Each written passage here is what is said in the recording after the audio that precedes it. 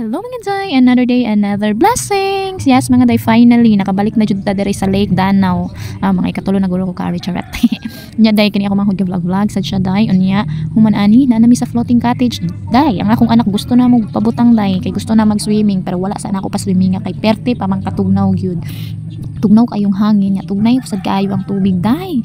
Unya nga akong anak gusto na maligo, awa na stay put lang sa ta dari mga day no. Itour sa tamo ang asa ni unsay porma aning Lake Danau mga day. Mo na siya kana mga floating cottage na siya diha aday nya kami ang among giabangan kay duha ka cottage, duha ka floating cottage na diha perte char selfie. Nya mao na ni diri dapita day nga gikaligo na jud, swim na jud ang akong anak day in town. No, wala jud siya gibating katugnaw diri aday perte lingawa kayo niya nagkapakapa sa tubig day pero kinahanglan nato jud nakuptan og maayo day no. Kay lahom kaayo diri ang dapita day, dapat di gyud na ninyo buhian day.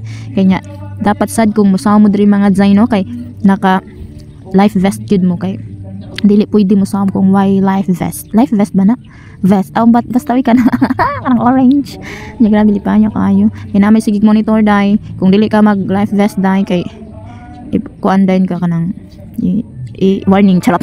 Pero anyway, that's for your safety naman sad gyud, dapat gyud nga mag life vest kay alam mo na charot bako diha ga feel nindot kani dere kay meron tamog ba hambon pero ang akong anak wala jud nagibati og katugnaw day, lingaw jud kay tanan siya sa iyang gibuhat oy nya maura to day lingaw kayo mi diri unya pagkahuman na mi day mga alas 10 na minabot diri unya pag alas 4 nang uli na sad mi kay perti namang tugnawa day. So maura to, thank you for watching.